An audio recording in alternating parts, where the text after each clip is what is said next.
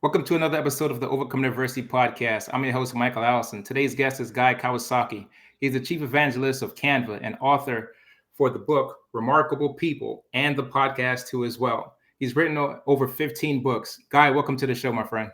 Thank you. Thank you very much for having me. Thanks for the flexibility in starting. I was a little late. Nah, And then I had to set up my Mac. You would think I never used a Mac before. Nah, man, it's totally fine. I appreciate you taking the time out of your busy schedule. I know that you have tons of things going on there where you're at. So just thank you for the time too as well, man. Sure. Let's help people overcome adversity. Most definitely, man. First thing is I want to, if you could share with people your background to get to the level of success where you're at. And I say that as in when I understood your title as chief evangelist, I thought about the title itself and what that type of person is to have that title. So if you can tell us, how did you even get to become the chief evangelist of Canva? Also did the same thing for Apple, but I knew that had to be stemmed from somewhere in your career though, man. Well, I was born and raised in Honolulu, Hawaii, a lower income part of Honolulu, Hawaii. And thank you for a sixth grade teacher who convinced my parents to put me in a college prep school. And thank you to my parents for making that decision and sacrificing. So I got in this college prep school. That meant I got into Stanford. God knows I wouldn't get into Stanford today. And that led to meeting somebody who a few years later would give me a job at Apple as Apple's second software evangelist. And I'm living proof that nepotism can work out because I didn't have the right educational or work experience for that job. And I worked at Apple as a software evangelist. I became fairly successful and visible. I started a few companies. I returned to Apple as Apple's chief evangelist. I left again, started more companies, started writing and speaking, and then Canva found me on Twitter and reached out to me. And so that's 10 years ago. And now I'm chief evangelist of Canva. I have this podcast called Remarkable People. I have this new book called Think Remarkable. I have a new Substack newsletter called Remarkable People. That's who I am. Man, that's phenomenal. And to see the progress and things that you've accomplished, I know that there had to have been a foundation that was instilled from your parents. Can you talk to us a little bit about what were some of the values and some of the things that your parents instilled in you for you to even gain that momentum that you've developed for yourself, man? Yeah. Well, my parents, they just kind of an Asian thing, right? They were heavy believers in education. Mm-hmm. So I was a good Asian American student. I did well academically. Although I got into law school, I stayed there 2 weeks and dropped out, which is not typically Asian American. And so really, it's the value of education in my life. And my parents always taught me about hard work. And, I wasn't born with a silver spoon in my mouth. I didn't, Mm-hmm. I wasn't raised in Mar-a-Lago. I'm just living testimony to education and good parenting and really just the growth mindset. I believe you can learn new skills. And the flip side of the growth mindset is grit, that you are willing to persevere and suffer and, embrace vulnerability. Most definitely, man. When it comes to growth mindset, grit, I also think about resilience. Can you talk to us a little bit about what does it take to encapsulate and develop a growth mindset for our listeners that's listening to the show? Well, I hope that, just hearing the dichotomy of fixed versus growth mindset sort of Yes. opens your eyes. That's what it did for me. When I first read Carol Dweck's book, the mindset book, she's the mother of the growth mindset. And I read that and says, okay, so, there's some people who believe they can learn new things and succeed at new things. And there's some people believe that they cannot. And then there's another kind of fixed mindset, which I think is even worse, which is I am so freaking perfect and wonderful. I don't need to learn anything else, which is, I think, the worst thing. Mm-hmm. So I just being made aware that there's a difference between a growth mindset and a fixed mindset. I think that was about 80% of the battle. And then, I said, man, if you want to get ahead in this world, I can't see how you can do it with a fixed mindset. Yeah, I think that's extremely imperative when it comes to leadership and folks that are in the space of being CEOs, executive, middle management, or even first-time supervisors. I want to know if you could elaborate a little bit on vulnerability and how do people embrace vulnerability. And I noticed that this is a chapter in chapter 2 in your book. And I think when I speak to people and work with people, and for them to get to the next level, develop that growth mindset, right? You need to have some form of vulnerability if you're going to have a team and whatever you're going to put together. Can you talk a little bit about what does it mean for Sure. that? Yeah. Well, the word vulnerable comes from a Latin word that means wound. So in Mm, other words, when I say embrace vulnerability, you have to embrace the fact that you're going to get wounded. And I would say that the grit and the vulnerability is the flip side of growth, because if you're growing, you're trying something new, trying something you're not a natural at, or you haven't already accomplished. So guess what? It ain't going to be that easy. You're going to fail, and that's vulnerability.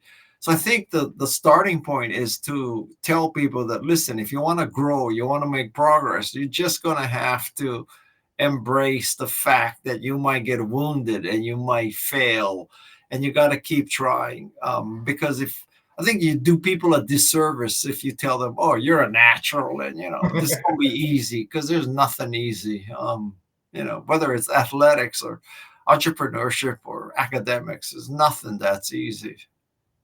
So for the person that's listening, right, and they may be struggling or in a space right now and they're scared to be vulnerable with someone, what are like one or two things that they could do to start implementing and taking that action?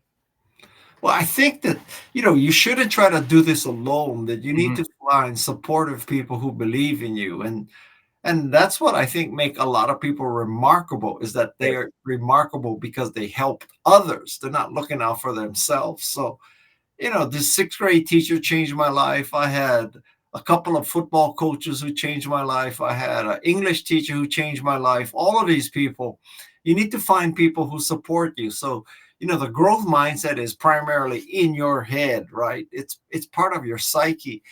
But a growth mindset has to find other people who have a growth mindset and an environment that has a growth mindset. Because if you have a growth mindset and you're stuck in a fixed mindset organization, it's going to suck, because they're not going to let you get ahead. They're not going to invest in you. And so, from the outside looking in, and you can use things like Glassdoor if you're thinking of working for an organization. Go up there and ask them, do they support the growth mindset, or do they assume that you're perfect and you don't need any training? And ask them if they have DEI programs, that foster diversity and education and stuff. I mean, if they tell you no, there's no training programs, there's no DEI. I mean, you eat what you kill, you sink or you swim. I mean, that organization doesn't have a growth mindset. Most definitely. I want to talk about those people that you talked about when putting that team together. I think about all of the people that has poured into my cup and poured into me before I could even start helping other people. Can you talk about planting seeds? When people are planting seeds, can you speak about planting seeds in the right pot opposed to just random connections and things around that? Well, I gotta tell you though, I kind of lean more towards the random side than the Okay, okay. side. Yeah. I just believe you got to plant a lot of seeds to get Hmm. success. And I use the metaphor in my book about planting or trying to get an oak tree or oak trees on my hill. And, to walk you through oak quickly as a metaphor. So if you want to have oak trees, the best way to start is with an acorn as opposed to a sapling, because I don't know, there's some theory that if you buy it as a sapling and you take it out of the bucket or the can or whatever, stick it in the ground, it's not as good as if it started in the ground as an acorn. Hmm. So let's assume that that's right. So now you got to get a lot of acorns. Well, number one, if you go look at oak trees, not every oak tree puts out acorns. I don't know if it's a seasonal thing, but I looked at many an oak tree and found no acorns. Hmm. So finally, I found some with put out acorns. If you're in California, it's in Los Gatos, California, on University Avenue, and it's right near the Warby Parker store in Los Gatos. So I'm helping you find acorns. Now, you get like, you pick up hundreds of acorns and you throw them in the water, and some of them sink and some of them float. You throw away the floaters; those are the dead, empty ones. So then you take the ones that sink and you put them in a tray, and you put like a wet cloth over it, and you put it in the refrigerator for a couple months, because you're supposed to simulate being in winter. It's called stratification or something like that. I don't know. Anyway, so now it's 2 months later. You take all your hundreds of acorns and you plant them in the ground, and you cross your fingers and you pray. And then I was out in my field today, and I swear I planted, if you looked at what came in the top of the funnel, it's probably 250 acorns. Uh-huh. If you look at how many are now seedlings or saplings, like, this tall, I would say I went from 250 to 5. Now, Mm. in a perfect world, I would be smart enough to say, okay, here's 250 acorns. I can tell you which 5 will become trees. So let's just pick the 5 and throw away the other 245. But that would be a lie. I don't think anybody can do that. And I think that's a very good metaphor for life, that you got to try a lot of careers. You got to try companies. You got to try products. It's like, if I could just tell you, okay, I know it's going to be Apple and Canva, I'm not going to waste time on any others, I would be lying to you, because Right. at the start of my career, I picked Apple, or more accurately, Apple picked me. And then at the end of the career, I picked Canva, or just as more accurately, Canva picked me. So now when people ask me, Guy, like, what's in your track record? Oh, I tell them, well, there's Apple and Canva. Maybe you've heard of those companies. And then I was on the board of trustees of Wikipedia. They also picked me. And I was on the brand ambassador for Mercedes-Benz. And come to think of it, they also picked me. So like, I got these 4 or 5 success stories. But if you looked at my total percentage, like, I think if you take those, let's throw out the brand ambassador and the Wikipedia stuff, because that's more like honorary kind of stuff. But the real career is Canva and Apple. So, if you were at Apple or Canva, you could pretty much say, you were smart, successful. I have Right. 2, right? So now, if I were to tell you that, if you looked at all the companies I work for, all the companies I started, all the companies I invested in, I'm probably 2 for 30. 2 for 30, right? I mean, Shaquille O'Neal has a better free throw percentage than I I have was in going to picking say, man. companies, right? So like, I'm 2 for 30. And so I'm just like a freaking acorn. You got to get 50 to get 1, right? So I'm telling you, that's how it works. I've heard that before, man. You just need one. You could try many, many different things, man, but you just need one. Yeah, I'm living proof. And until Canva, I used to tell people, I'm living proof. If you do one thing right in your career, you can coast for 30 years. Mm. Mm. Speaking of that, so since you've worked for Apple and you've worked for Canva, let's actually just talk about Apple. What are some things over your experience there that you've learned being in that business and being in that space Yeah, that people from the outside may not know, that you could probably share as some lessons or some takeaways that's within the tech space, the innovation space, sure. for people that are trying to get creative?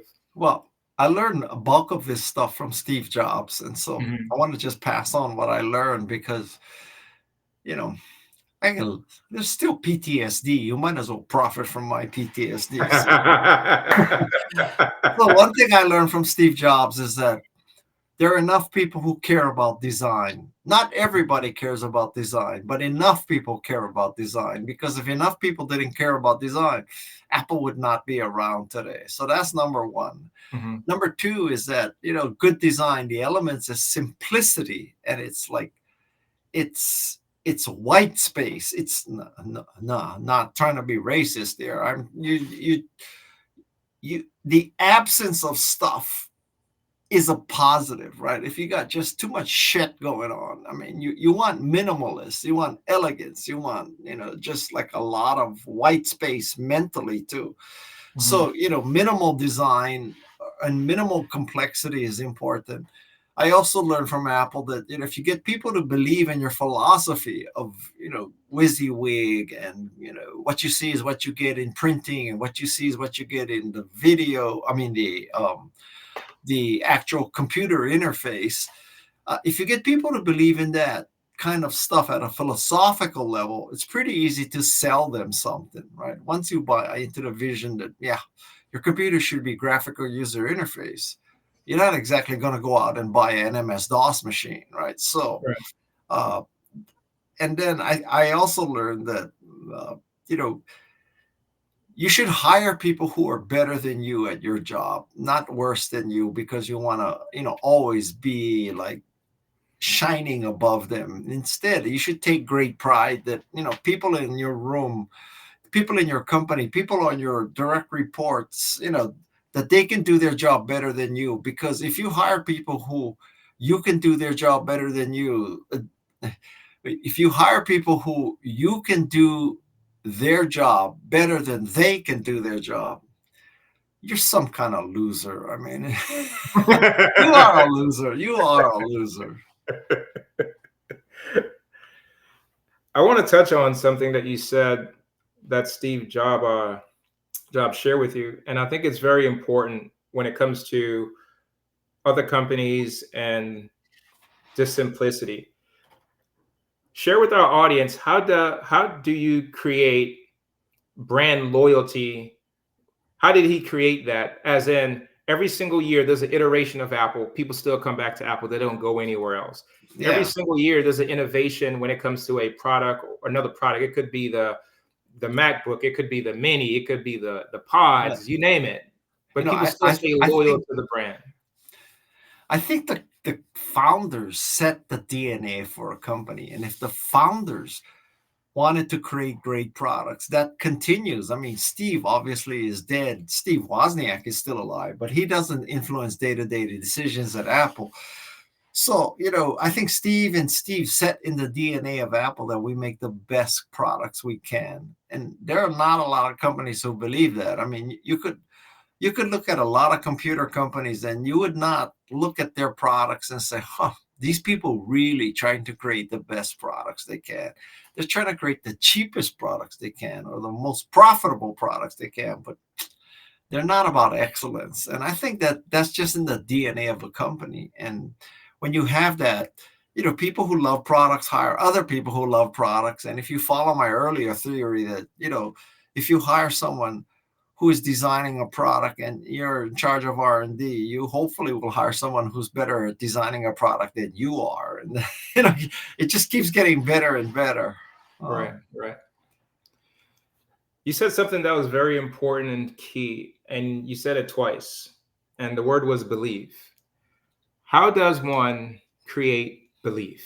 Yeah. Okay. So this is kind of an answer that is not too useful because it's not that practical, right? So I will tell you that you get people to believe in your product because your product is great. So duh, how do you get believers? You get great products. So now the question is, well, how do you create great products? Well, that's a very complex question. And a lot of people are trying to answer that question. So I'll give you my answers. And some of it is even going to internally conflict. So I would say one way, that the Apple way, is that you create the product that you want to use, right? So Wozniak created the Apple One. He wanted to use the Apple One. He wanted a computer that was small and cheap and easy to use. And luckily for Apple, that there was more than Steve Wozniak who wanted something like that. Otherwise, you're just like, you're a nutcase. But as soon as you get the second nutcase and the third nutcase, all of a sudden you're a pioneer and an innovator, right? So that's the difference between a nutcase and an innovator, is you get second and third followers. So that's one method. You build a product you want to use, and then you just hope that you're not the only nutcase that wants it. So that's method one. Method two would be you work backwards from the customer. So not forward from what you like to do, but backwards from what the customer needs. I'll give you a negative example. So I think Kodak is an example of they continue to work forward from what they wanted to do. Mhm. So Kodak was fundamentally in the chemicals business. They put chemicals on film, chemicals on paper. You take your develop and you get your film developed with more chemicals. But if they had worked backwards from the customer, they'd realize that they're not a chemical company. They're a memory preservation company. And Mm. so how can you preserve memories better? Well, probably better to have a digital camera where you instantly see if you got the memory in your camera, as opposed to waiting until you got back home and you took the film to a lab and they developed it like 3 weeks later, finally say, aha, this is my picture in Paris at the Olympics. It would be much better to know you had it immediately. And the irony of all of this is that Kodak in 1975, they invented the digital camera. So you would think that, oh my God, Kodak should rule the world today. They had Right. film and then they created digital cameras. But no, they kept working forward. We're in the film business, we're in the chemicals business. We just got to get more people to buy our chemicals, as opposed to we're in the memory preservation business, and it's much better to preserve memories with a digital camera than an analog camera. Exactly. That's something that you spoke about in your book when you were talking about selling your dream and the belief as well too, man. I think Kodak missed their mark when it came to that. That's a great example. For business leaders that's listening to this show, they're going to hear your story and you're going to talk about you went 2 for 30. I think Being right, optimistic. I picked up on that, but taking that chance means you have to take a risk. Can you talk about taking risks as a leader and what does it mean? And what are some things that you're factoring, considering? And also, are you putting like a team together when you take care of risk, or mitigating risk around that for yourself? What are some things that you Well, started to consider when you started taking those chances on yourself? first, I'd like to say that, there's this body of thought that entrepreneurs and leaders should be risk loving, and they're swashbuckling macho kind of people who just take all Yeah. kinds of risks, like John Cena or something. But I'll tell you something. I read a book and I interviewed a guy for this my podcast called Stanley McChrystal, and he was Hmm. in charge of the Allied forces in the Afghanistan war. And Hmm. he writes a book called Risk and How to Minimize Risk. And I think that that's the job of a CEO. And now, one of the ways, I mean, I'm not saying that your job is to minimize risk, therefore take no risk. I would say that if you take no risk, you are maximizing risk, right? Because if you're the Kodak CEO and you say, I'm risk averse, we're not going to get into this new digital camera thing because we're selling loads of film and chemicals. So we're low risk kind of people. We're going to stick to film. Well, I will tell you that I think that is the riskiest method, because now you let the world pass you by, right? Right. And if let's say you're the CEO of Netflix and you say, I mean, excuse me, if you're the CEO of Blockbuster and you say, yeah, we're in the business of having brick and mortar stores where people drive, park on our lot, they come inside, they look at DVD labels, they rent DVDs, they get back in their car, they go home, they watch it, they come back and they rent more, DVDs and VHSs. And so I'm risk averse. We're going to stick with this proven model of brick and mortar stores where people come rent. We're not going to do the streaming thing. Streaming ain't going to work. Internet access is too slow. Not everybody has internet access. And how do you get the thing from your computer to your TV? I mean, there's so many problems. But so they took the low risk path, which turned out to be the high risk path, because Mm. when the world went to streaming, guess what? They were left, with their fingers up their, well, whatever part of your body you stick your finger in. But Hey guys, so I want to talk about something that I often run across with quite a few people, and I was interviewing someone at Indiana Wesleyan University, and we're talking about the new age of technology and AI. And they were saying that there is a key component of AI based off their research before they bring it into the university, and it was around ethics. Can you talk about taking the high road in regards to technology in this day and time in the future, what it's looking like and what's coming down the pipeline? Yeah, I mean, this is a very tricky question. I mean, when I was driving over to my house today, I heard this story about how, the AI has actually cloned voices of, famous artists, famous musicians. So what's the ethics of that? And I would say that that's over the line. When you're listening to a fake version of, I don't know, Taylor Swift or something, that's just wrong. That's over the line. Um, on the other hand, I'll tell you another story. So I have what's called Kawasaki GPT. Okay. Mm-hmm. And Kawasaki GPT, I stuck in it all the transcripts of my podcast, as well as all my books. Don't tell my publishers. I stuck in my books.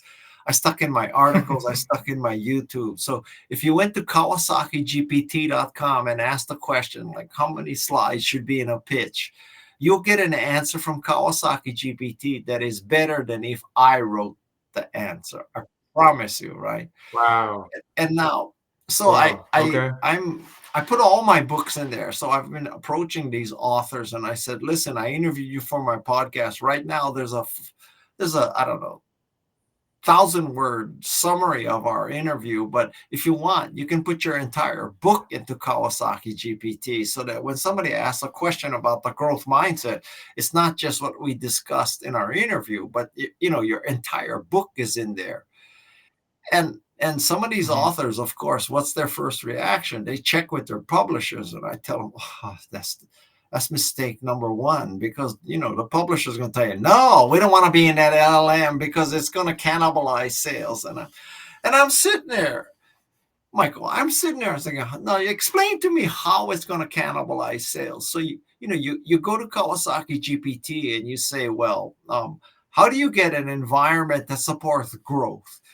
And the answer comes back, well, Carol Dweck said this, and Mary Murphy, who just wrote a book about the growth environment as opposed to mindset, she said this. So these are the key points, right? So I look at that. I say, so you're telling me somebody's going to get like a 500-word response. They're going to see 2 citations to Carol Dweck and Mary Murphy. And you're going to say, I don't need to buy their books anymore. I don't need to search anymore. I got all the answer from Kawasaki GPT. I just don't understand that. I mean, I would like it. When all these people were freaking out about, these AI companies are scanning people's books, and like, that's a violation of my copyright. That's a violation of my IP. That's a violation of everything. Me, I had the opposite attitude. I said, just tell me where to send my files. I want everything in there, because when somebody goes to ChatGPT or somebody goes to Perplexity, which is the most dumbass name I've ever heard for an AI company, but if somebody goes to one of those, or Claude, also a dumbass name, but anyway, so if you go to one of those things and you say, how many slides should be in my pitch? Guess what? I want those LLMs to say, according to Guy Kawasaki, you should have 10 slides you can give in 20 minutes and 30-point font. I don't think that cannibalizes me. It increases my brand awareness. Oh, Guy Kawasaki said this. Let me Google him. Oh, he wrote a book called The Art of the Start. That's where he discussed that rule. Maybe I should read the rest of that book. Man, I look at that as a rising tide. I want every time somebody asks how many slides should be in a pitch or what should be in a pitch, I want my name to come up. I like that mindset, and I like that concept of developing Kawasaki GPT. That's pretty cool, man. That's pretty cool. Yeah, you could have done this podcast if I had. Okay, I'm not making this shit up. Okay, No, I believe you. If I had not just text answers but oral answers that synthesize my voice. Uh-huh. Michael, you could have gone to Kawasaki GPT and done this podcast with Kawasaki GPT as opposed to Guy Kawasaki. I swear to God, you would give better answers. I swear to God. Do you know who Marshall Goldsmith is? No, who is that? Marshall Goldsmith is he's the mother of all coaches, executive coaches.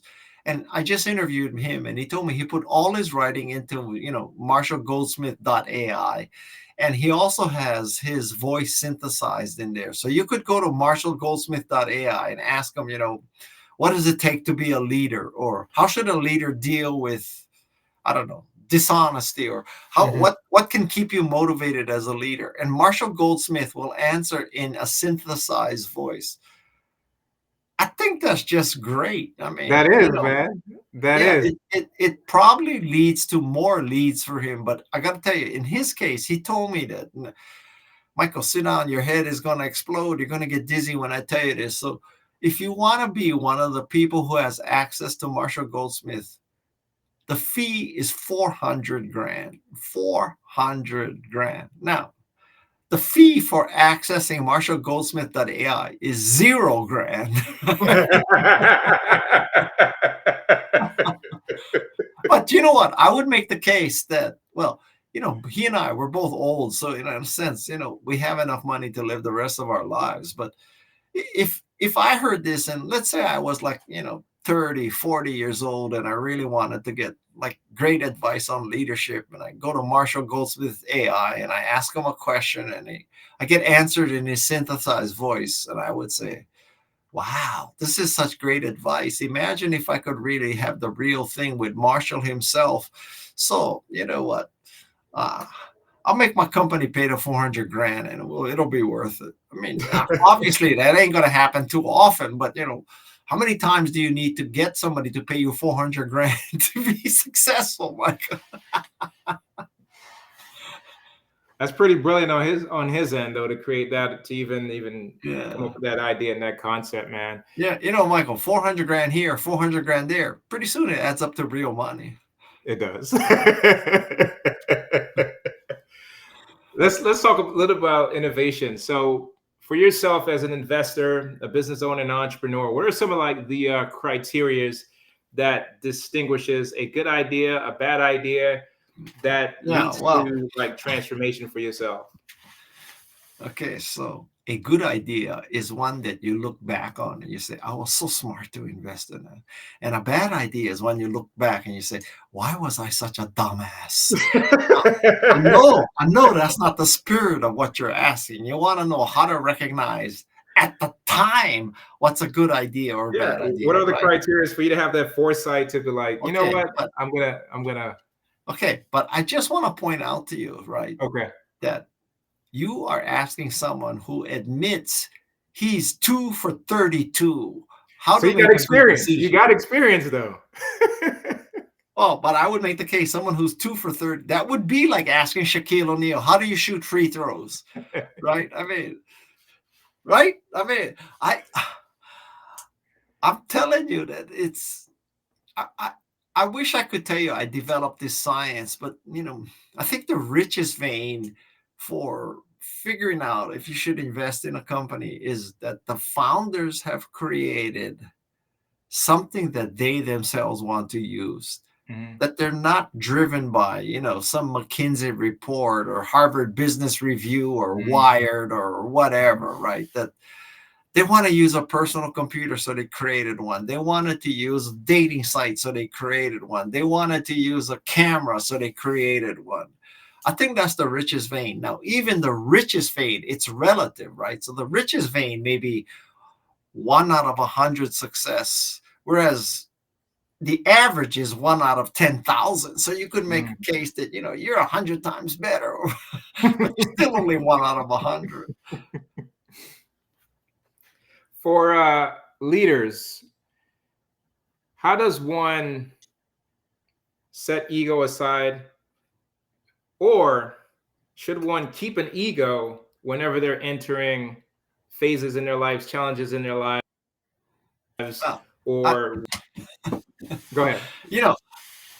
I like to think people take me seriously, but I don't believe that I could say, oh, no, you cannot have an ego when you make decisions. And they're going to say, oh, I heard that on this podcast. From now on, I'm not going to have an ego when I make decisions. I don't want to burst your bubble, but I'm not that convincing on a podcast. So I think, of course, ego has to figure into it. But to me, there's like different levels of ego. So at one level, you have no ego, and you're just flapping in the wind.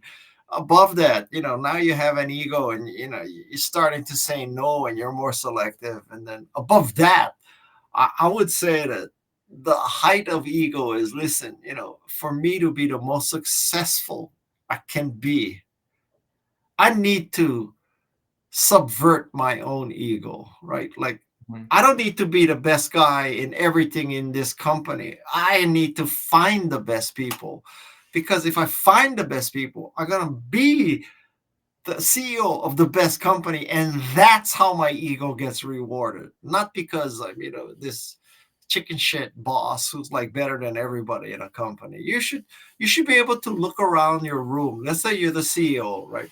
You should look around the room and you should say with great pride, she's better than me in marketing. She's better than me in finance. He's better than me in production. He's better than me in PR. And you should say, my God, like, who's the genius who assembled such a great team? It's me.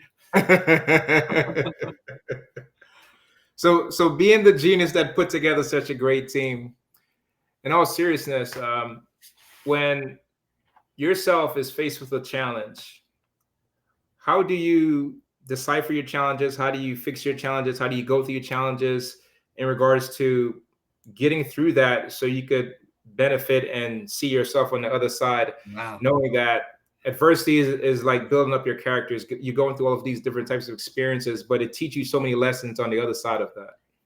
I mean, this is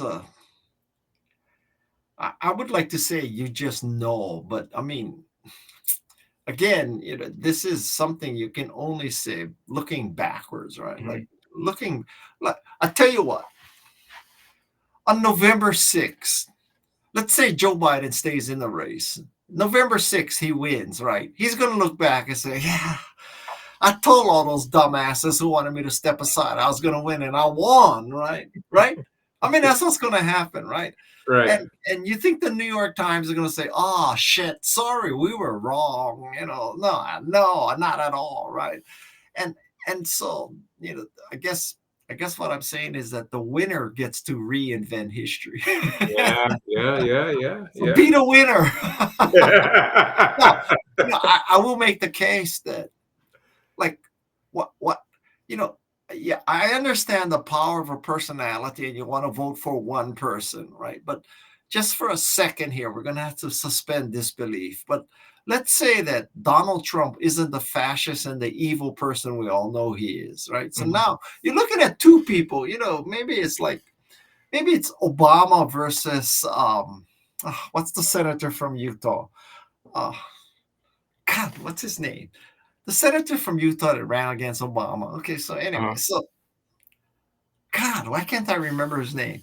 Anyway, so okay, so let's say there's two people, that kind of equally qualified, but one person has got just an A plus bench, A Mhm. plus team, his Secretary of Education, Secretary of Transportation, like, if I were, forget that Trump is evil for a second. I look at, he's got Pete Buttigieg behind him, right? He's got like Mayorkas behind him. He's got, this secretary, this secretary, this secretary. And what does the other guy have? Oh, his son-in-law and his daughter. Yeah, all right, let's go with that guy. Yeah. I mean, it makes no sense to me. I mean, what can I say? I A hope lot you're of not things, a impressed. lot of things around that makes no sense, man.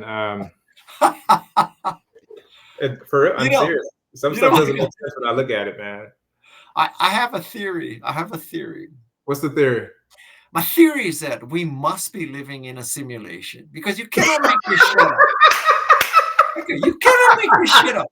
I'm telling you, Michael, God is up there. God is up there. And God is saying, I'm such a dumbass. I am such a dumbass. Why did I give the human race free will? I should have just taken everything and controlled everything, but I'm a dumbass and I gave them free will. And look what they're doing. They're ruining the environment. They're it's like ruining human rights. They're killing each other. There's like invasions of such a dumbass. And so, like, so now in the simulation, I'm gonna make the highest court in the United States say that the president is immune from everything. Let's see what happens now in our game. Yeah. I'm telling you, we're living in a simulation. You cannot make this shit up, Michael. Yeah, man. It seems like it's a demo.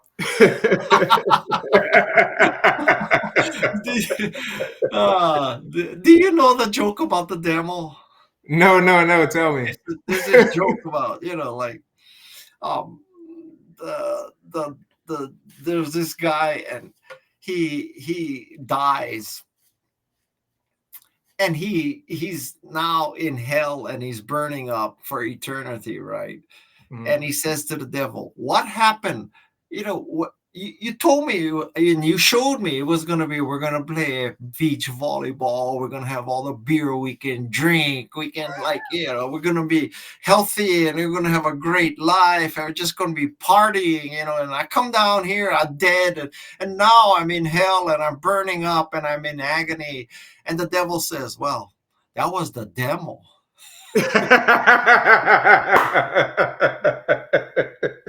I don't know if we're going to sell any books, but we're having a good time. I'm having a good time too, man. I want to talk a little bit about Canva, because I heard about Canva a couple of years ago, and when I was getting into the transition of getting into working on my own, becoming an entrepreneur. Prior to that, I ran a franchise, so there was no need for that. And then learning all about like social media, thumbnails and pictures, and so, all those things that Canva helps you do, PowerPoint presentations, you name it. What made you decide to go work with this brand when they found you and chose you to come and work for them? What about Canva that inspired you to say, yes, I want to be a part of this brand? Ah, shit. I don't know if there's any more bubble to burst, but here we go, baby. So, like, if you want to believe that guy, he's so freaking smart, and he was sitting there 10 years ago, and he was searching through hundreds and thousands of companies, and he was looking for a proven team and a proven market with a proven product. And he selected Canva out of these tens of thousands of opportunities to go work for, because he is so smart. After all, he's 2 for 32. I would tell you that that's just not how it works. So this is how it went down. So I was active in Twitter, and I believe that every tweet should come with a picture or video. And I was working with a woman named Peg Fitzpatrick, who was doing the social media production. And she was using Canva, and she was making a Canva graphic for every tweet I made. And so one day, Canva, sitting in Australia, they notice I'm using Canva. And so they reach out to me with an @mention on Twitter, and they say, we see that you're using Canva. We're going to come to the United States soon. Would you like to get together and meet? And so I see that. I go to Peggy. I said, Peggy, isn't Canva the thing you use? Well, yeah. I said, is it good? She goes, yeah. I said, you think I should help them? And she said, yeah. So that was my due diligence. And then they showed up in the United States, and one thing led to another. So I swear to God, once again, I'm telling you that you can only connect the dots looking backwards. And I would also tell you now that it's better to be lucky than smart. Most definitely, man. Hey, man, kudos to you, man. When you see the space of innovation, right? There's a new tech company being built up, coming down the pipeline every single day. What do you foresee now that's coming down the pipeline? Because we see what ChatGPT is doing. We see the things with car. We see the stuff that's tied to in the medical space, the transportation logistics space. Being in the space that you're in now, and the meetings that you're being invited to, the conversations that you're having, and things around that, what are some things that you could kind of share with our audience in regards to like preparation? I hate to tell you, but I'm 69 years old. I'm almost 70. So I'm more or less semi-retired, and I don't meet with entrepreneurs anymore because I listened to so much bullshit in my life. I went deaf. So I'm literally, I am literally deaf. I have a cochlear implant. So I hardly meet with entrepreneurs anymore. And I will tell you that you should never take the advice of someone who's over maybe 40 about where the future lies, because people over 40, all the people over 40 are going to get pissed off with me now. But I'm telling you that it's got to listen to young people. Young people, they're inventing the future. Old people, our job is to make bets on the young people. It's not to be the young people or necessarily, like determine the success of young people. We gotta like we need to take a step backwards and watch what they do. I mean, I have a lot of faith in Gen Z and millennials, more than most people have faith in them. Because I think that's my role. My role is pattern recognition. It's not pattern creation. Got you, man. Thank you for that, man. I would say when you say we should take advice from people that's under 40, as I just reflected on the people that we have in the White House and that's running for presidency, and I was thinking about the age, which you just talked about earlier. Yeah, And well, we've already surpassed that. So okay, but I would so we say still in that simulation mode then. okay, but this is what I tell my friends. So I'm not going to get any Republicans to buy my book on your podcast. That's if any Republicans listen to your podcast. So it might not matter. But anyway, so let's say this is the hypothetical. Let's say you have a family, you have kids, and you just get diagnosed with a lethal, uncurable disease. So you know you're going to die. So you need to put all the assets in somebody's name, and you need to give the right to raise your kids to somebody else, right? You need to like create this situation so that for the welfare of your continuing family. And it just so happens you have two grandfathers in your life. Okay, so one, he kind of walks slow, he's blinking all the time, and he takes a long time to answer the questions, and he stutters, but he's a good guy, and he has a really great track record. And I think, quite frankly, 20 years from now, we're going to say Joe Biden was one of the best presidents in the history of this country. But that's another aside. So that's one grandfather, right? The other grandfather, he's a convicted felon. He's a rapist. He supported an insurrection. He has this new plan called Project 2025. And he's been married 3 times, and he believes you can just grab women by their private parts.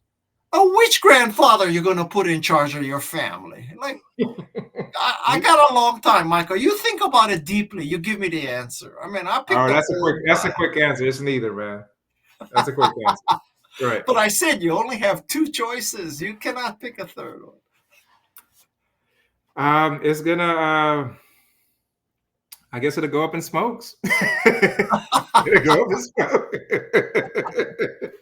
Yeah, but you know what? Okay, just to continue this metaphor way beyond what it already is and should not be already, but you also find out that one of the grandfathers is married to a woman half his age, who used to be a senator. I'm like, I give my kids and my family to that grandfather, because if he croaks, there's somebody behind him, and behind her is Pete Buttigieg. I mean, okay, it's getting clear, Michael,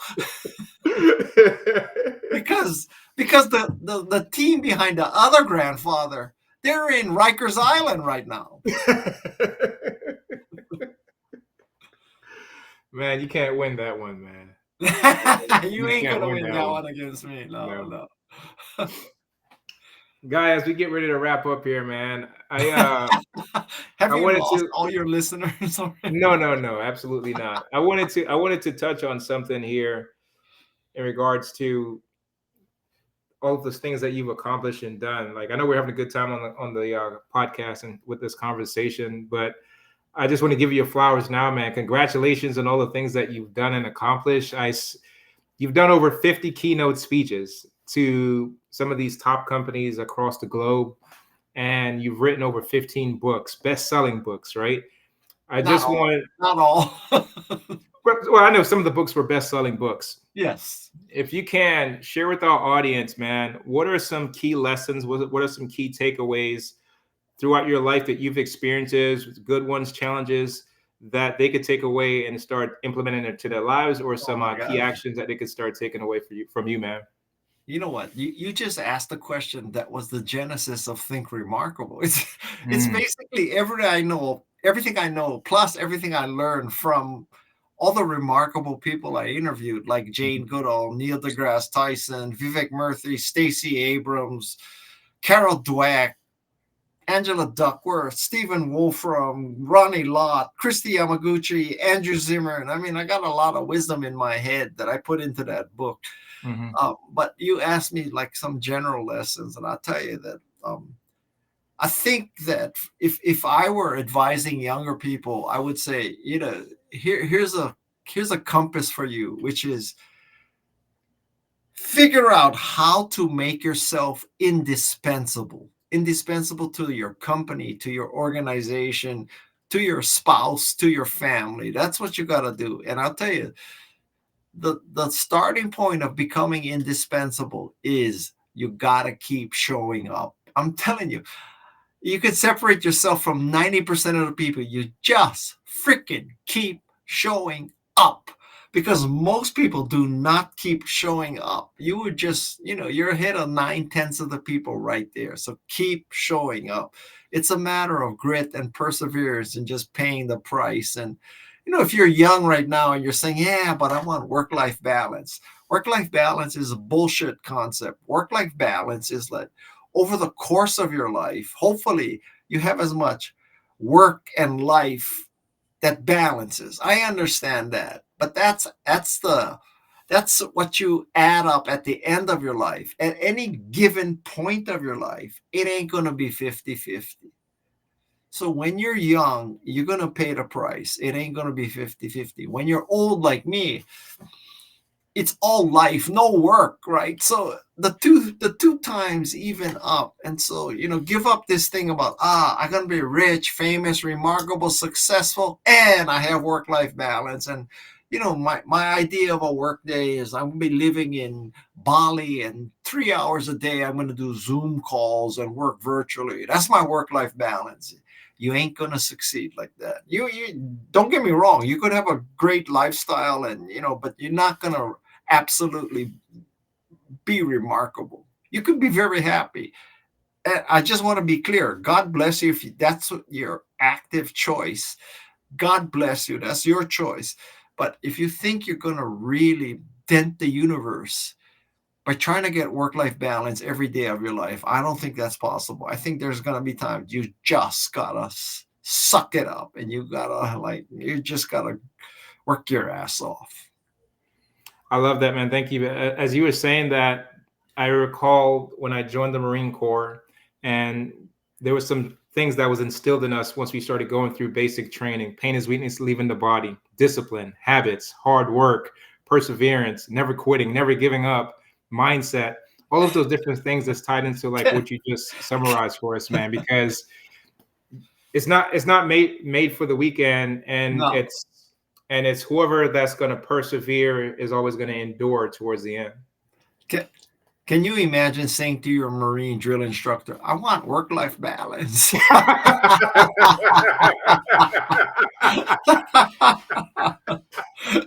you be in the back of the camp burning the shit every night. Yeah. Hey man, I remember when I was in Iraq, man. We're on fire watch. We're working 1 o'clock in the morning, 2 in the morning. We're getting shot at. We're getting bombed at. We're getting mortared, man. And none of that is a factor. We don't. That's not even a thought, man. So the work life balance was a thing that I heard once I got into corporate America. But the mindset of what was already instilled in me, ingrained in me, embedded in me, put inside of my DNA never left me. So I really like that concept in regards to like, if you want this particular life, if you want this particular hopes and dreams and things around that, it comes with a level of sacrifice. And are you willing to sacrifice some things to get to that? Yeah. I mean, same thing is true in athletics. Same thing is true in music, arts, everything. Well, remarkable people sucked it up and they sacrificed. Absolutely. Yeah. Hey, Guy, if anybody wanted to reach out to you, contact you, work with you, get on your podcast or anything like that, how can they find you, man? Well, my podcast is called Remarkable People. If you want to ask me questions, first step is Kawasaki GPT, where you'll get a better answer than if you get to me. And then, you know, if push comes to shove and your last resort, my email is guykawasaki@gmail. That's hard to remember. So that's kind of a test. If you cannot remember my address after I just told it to you, you're not remarkable. So it's Kawasaki. guykawasaki@gmail. Okay. Okay, Guy, thank you so much for being on Overcome Diversity podcast. Thank you for your service. I didn't realize you were a Marine. So, you know, I guess you didn't have bone spurs, huh? Man, I have a laundry list of things that I sucked up, man. I could even complain about it too much, man. But I had a good career, good time in the service, great friends, man, great memories.